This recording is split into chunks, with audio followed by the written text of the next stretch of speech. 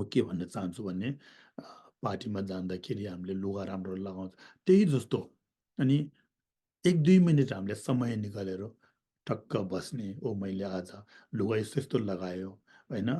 अब जिउलाई त एकदम शान्ति जस्तो भयो। जिउलाई त राम्रो मैले केयर गर्यो। मेरो मन चाहिँ कस्तो रहेछ भनेर यस्तो चेक गर्ने। रिस उठेको छ कि, खुसी छ कि, अनि बेखुसी छ कि यस्तो सोच्ने। रिस उठेको छ भने, ओह! त मैले लुगा यस्तो राम्रो लगायो। बाहिर त एकदम अ, एउटा राम्रो नक्कली अब एकदम ब्युटी देख्छ। मेरो भित्र मन त ब्युटी छैन छ भने आफू-आफूले सोच्ने, होइन? जानु चाहिँ इन्जोय गर्नु जानु लागेको छ। यहाँबाट जाँदाखेरि रिस गरेर गएर के फाइदा? आफू-आफूलाई घाटा हो, होइन? उता पुगेर कसले भने, "ओ तिमी लुगा त राम्रो लगाएछ, तर भने तिमी मन रिस उठेछ" भने कसले पनि भन्दैन, होइन? त्यो आफै-आफैले सोच्ने। त्यसकारणले महान बोधिसत्व शान्तिदेवले उहाँले भन्नुभएको छ, "दाङ्गी दागी गोइङ्गे" आफ्नो मित्र आफ्नै मन हो, आफ्नो शत्रु आफ्नै मन हो। शत्रु र मित्र भन्ने चाहिँ आफ्नो मनले बनाउँछ भन्छ। त्यो त मैले अस्ति 5औं पाठमा अघि त्यसमा भने नि होइन?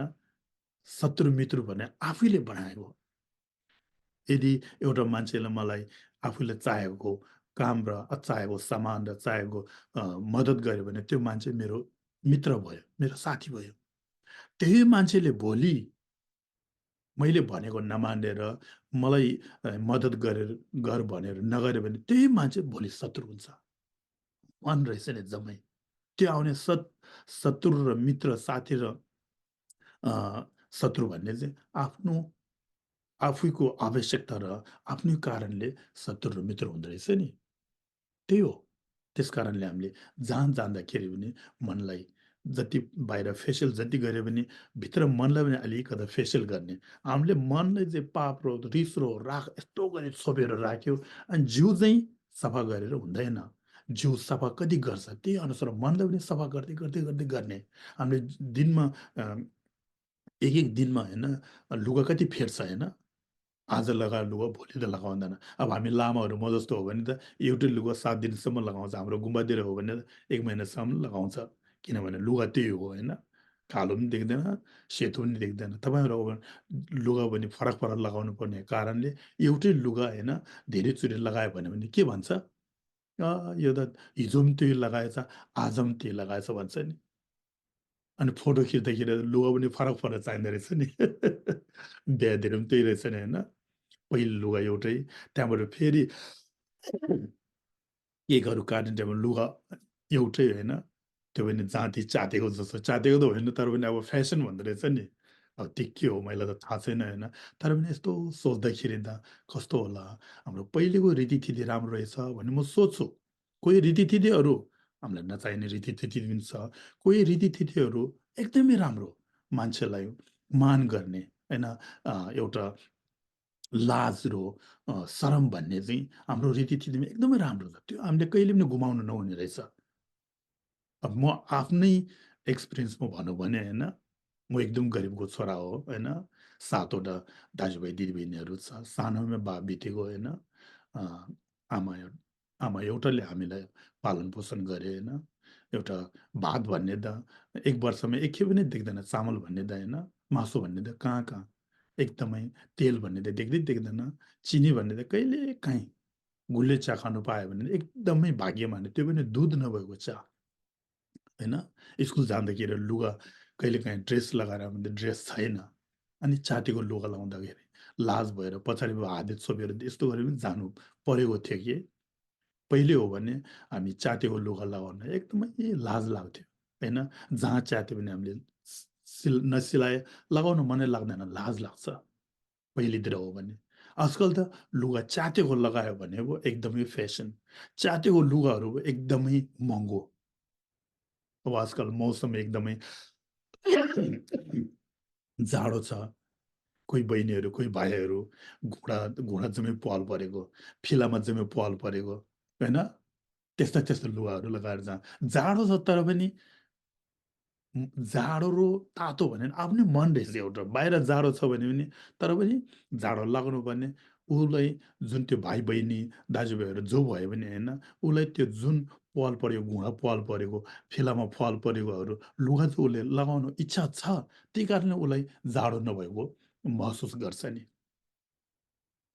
पहिलेतिर हो भने त्यस्तो घुँडा देखाएको, फेला देखाएको, यस्तो लुगाहरू लगायो भने लाज लाग्छ नि होइन?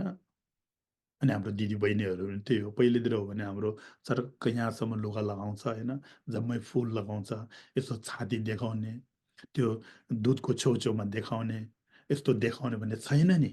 पछाडि त्यो पछाडिको भागहरू देखाउने छैन नि। आजकल अब के हो फेसन भन्ने चाहिँ कसले बनाएको हो, जम्मै नङ्गै जस्ट सिधै कुरा गऱ्यो भने त्यो दुध छोप्छ, अब त्यहाँनिर अब हाम्रो अलि हामीले अर्को अर्को अङ्गहरू छोड्ने भयो भने जम्मै देखाउँदो रहेछ नि होइन? त्यसले हाम्रो पहिलेको रीतिथिति भन्ने चाहिँ कसरी पालन गर्छ भन्ने त्यसमा हामीले महसुस गर्नुपर्ने रहेछ, होइन? त्यो अघि भने जस्तो यो त मलाई गऱ्यो भने तपाईँहरू यो लामा त कस्तो हो भन्ने सोध्छ होला, त्यसमा त्यो नसोचोस्। जुन मैले देखेको छु म तपाईँहरूलाई भन्दैछु। किन भन्नु खोज्यो भने हाम्रो रीतिथिति, पहिलेको रीतिथिति एकदमै राम्रो रीतिथिति हामीले जोगाइराख्नुपर्ने रहेछ। जहाँ ती पाल परेको लुगाहरू लगायो भने राम्रो आजकल त। पहिले हो भने पाल परेको लुगा, च्यातेको लुगाहरू हामीले लगाउन एकदमै लाज लाग्छ नि, हो कि होइन? अहिले त त्यो महँगो, होइन? पहिले हो भने त हामीले अ, रङबिरङको मोजा लगायो भने लाज लाग्छ नि। आजकल त मोजाहरू नि एउटा खुट्टामा कालो, एउटा खुट्टामा सेतो, लुगाहरू पनि एउटा खुट्टामा कालो जुत्ता, के भन्छ जुत्ताहरू पनि एउटा खुट्टामा कालो, एउटा खुट्टामा रातो लगायो भने त्यो पो एकदमै फेसन लाग्दो रहेछ होइन? पहिलेतिर हो भने त हामी अब अ, के भन्छ जम्मै सहरमा जानु मन गर्छ नि। आजकल त के हो जम्मै वनमा जानु मन खोज्ने होइन? त्यस्ता त्यस्ता किसिमका जम्मै कसरी यो के भन्छ बदलिँदै जान्ने चाहिँ हाम्रो जम्मै आफ्नो मन रहेछ। त्यस कारणले मनलाई शान्ति भयो भने जहाँ गयो भने शान्ति। लुगा जस्तो लगायो भने शान्ति। मेन चाहिँ बाहिरको शान्ति भएर हुँदैन। बाहिर ब्युटी भएर हुँदैन। मनमा भित्र शान्ति हुनुपर्यो, भित्र ब्युटी हुनुपर्यो। त्यो गर्यो भने हामीले दिनदिनको व्यवहारमा पनि राम्रो के होइन भने मान्छेले जे गर्यो त्यही हामीले कपी गर्नु खोज्छ, कपी गर्नु जान्दैन, रिस गरेर बस्छ होइन। मान्छेले लुगा कस्तो लगाएछ हेर्छ, मान्छेले गहना कस्तो लगाएर हेर्छ, त्यो कपी गर्नु खोज्छ, त्यो हुँदैन, त्यो रिस गर्छ।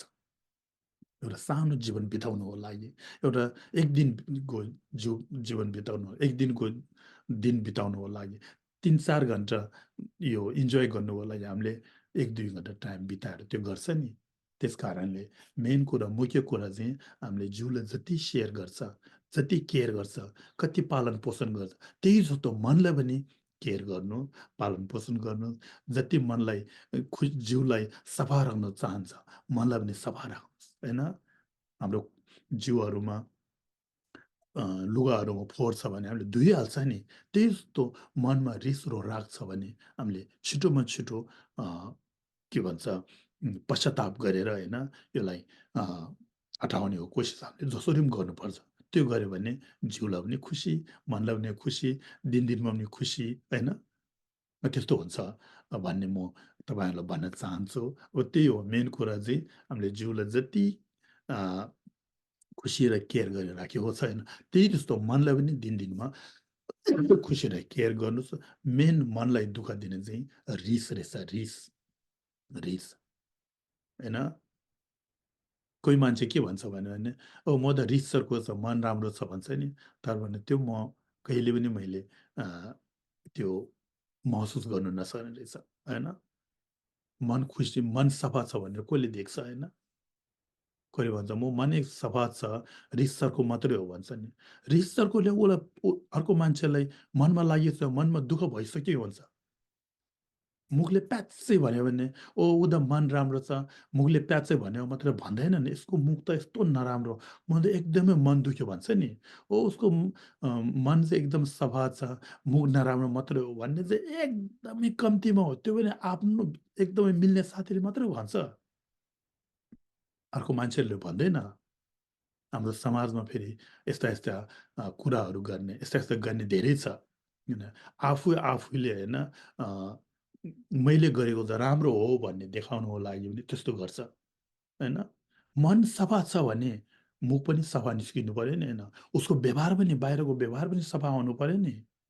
मन सफा छ भन्छ, मुख अनुहार नराम्रो देखाउँछ, मुखले प्याच प्याच मान्छेलाई अ, मनमा दुःख दिने कुरा गर्छ, जिउको व्यवहार हान्छ, हातले हान्छ, लातले हान्छ। त्यो गर्यो भने मन सफा भएको कारणै भएन। त्यस्ता व्यवहार हामीले नगर्ने। मन सफा छ भने राम्रोसँग कुरा गर्नु पर्यो, होइन? जिउ पनि राम्रोसँग त्यो गर्नु पर्यो। होइन भने आफू-आफूले आफू-आफू अ, खाल्टामा जाने खाल्टा चाहिँ आफैले खोजेको जस्तो हो। त्यस्तो हामीले नगर्ने, होइन? रिसर्को हुन्छ, तर पनि रिसर्को हुन्छ जुन त्यो रिसमा हामीले कुरा गरेको टाइममा, होइन?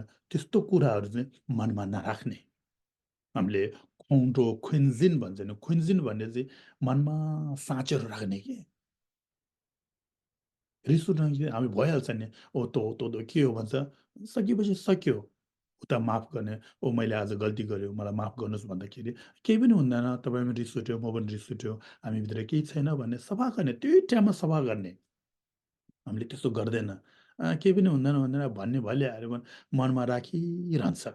त्यो मनमा राखिरह्यो भने एउटा घाउ मनमा राखेको जस्तो हो। घमण्डी, खुन्जी भन्ने त घमण्डी। घमण्डी हामीले कहिले पनि नगर्ने। घमण्डी गर्यो भने आफूले दुःख पाउँछ। आफ्नो शरीरलाई दुःख बिमार धेर हुन्छ। रगत तलमाथि जानु गाह्रो हुन्छ। निद्रा राम्रो लाग्दैन। खाना मिठो हुँदैन।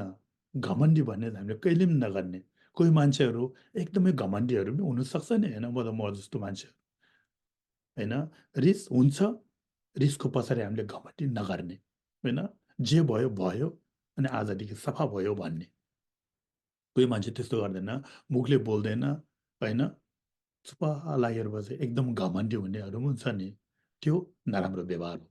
कोही मान्छेहरू, होइन, मुखले प्याच प्याच बोल्छ, तर पनि के भन्छ, म मन सफा छ भन्छ नि। मन सफा भयो भने मुखले प्याच नबोल्नु पर्ने नि। बोल्ने चाहिँ मनले घचाडेको नि, होइन? बोल भनेर घचाड्यो भने बोल्ने अर्कैतिर अर्कै मन, नराम्रो बोल्ने चाहिँ अर्कै मन, फेरि मन सफा चाहिँ अर्को मन हुँदैन नि, होइन? त्यही मनले घचारेर नराम्रो बोल भनेर घचाडेको होइन, हो यो होइन। हातले पिट्यो, म मन सफा छ भनेर कहाँ? मनले तँ पिट भनेर हात उता पिट्नु गयो होला, हो यो होइन? यस्तो सोच्यो भने कस्तो कस्तो लाग्छ कि त्यही जस्तो एउटा मेरो दिनको सोचाइ र होइन अनि हाम्रो समाजको यस्तो देख्दाखेरि यस्तो देख्दो रहेछ, ओ यो त यस्तो हो यस्तो भन्ने मनमा जहिले पनि लागिरहेको कुरा चाहिँ म तपाईँहरूको लागि सेयर गर्न आएको। यदि मैले यसमा भन्ने गल्ती गरेको छ भने म दुई हात गरेर तपाईँहरूलाई जोडेर माफ गर्न चाहन्छु अनि पछिल्लो अभ्यासमा पाठमा भेटौँला। नमस्ते, धन्यवाद।